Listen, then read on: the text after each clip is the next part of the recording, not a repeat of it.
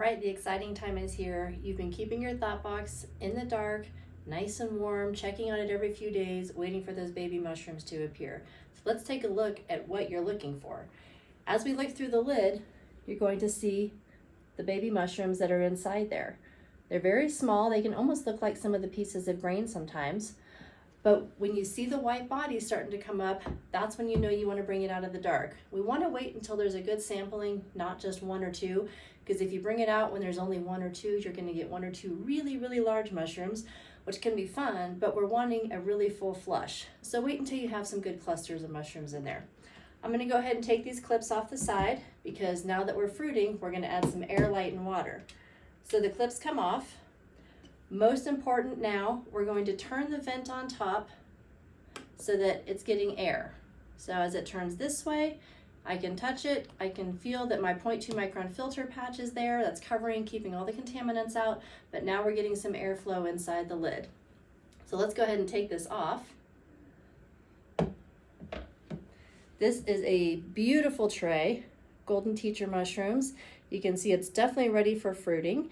Could have definitely been taken out a few days ago even. You don't have to wait until you have this many mushrooms to bring it into the fruiting stage, but this gives you an idea of what you're looking for. Sometimes when the mushrooms first start coming up, they don't have golden tops on them yet, and they're really just kind of white stalks. That's okay, the golden part will come. But if you're starting to get some tall white stalks, you know, an inch or so that are starting to grow, those are those baby mushrooms you're looking for, those little pins. Go ahead and bring it into the light and move it to fruiting stage at this point. Now we don't want to water directly down onto the substrate while it's getting going.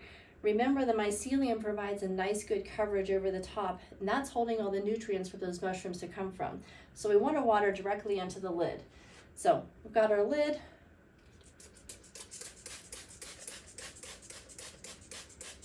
Give it a few good sprays of water. You can see that the water is starting to pool down inside the lid a little bit. That's great. We want that water to go down into the tray. So as we put it back on the tray, turn it back this way. We're going to position the lid so that water runs right down into the edges. So now we're ready for fruiting stage. We're going to put our clips back on. Keep these clips on. Does two things. One, it protects your thought box in case it gets jostled or bumped or knocked around or even falls off your counter or your table at some point. But two, it provides for a nice tight seal. That's going to keep all that humidity inside the box, and that's where we want it to stay, because that is the water that's actually feeding your mushrooms as they get growing right now. So air, light, and water. When we get to the fruiting stage, our air vent is open. We've watered inside the lid. We're going to move this to a place of either indirect natural light or direct artificial light. Either one works just fine. So depending on where you have your thought box, don't get too stressed out or caught up in what type of light. Just make sure it's getting a regular light cycle.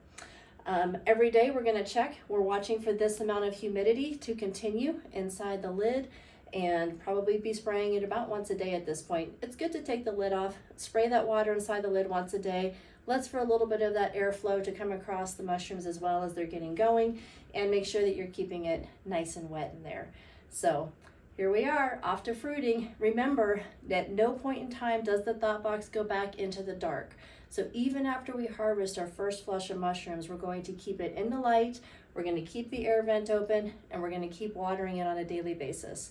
After you've had your first flush, a flush being the mushrooms that you harvest that first round, once you've harvested some mushrooms that first time around, then you can start spraying directly down onto the substrate. The mycelium is not as thick at that point in time, and it's kind of like aerating it as we pull those little mushrooms out. So go ahead and give it a good spray after your first flush.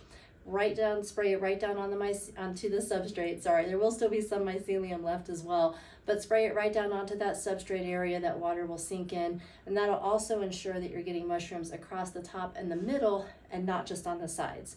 As you saw when we put the lid on with the water in it, all that water runs down into the sides of the tray, which is exactly where we want it right now. That's completely fine. The lid is designed to fit onto the tray for that reason, so that the water runs down into the tray.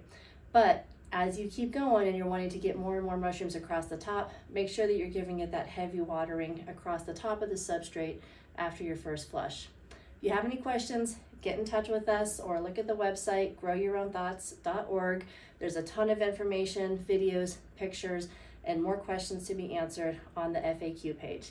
You can also follow our YouTube channel. We're getting a lot more information put on there. But when in doubt, reach out. We answer questions 7 days a week. Have fun. growyourownthoughts.org.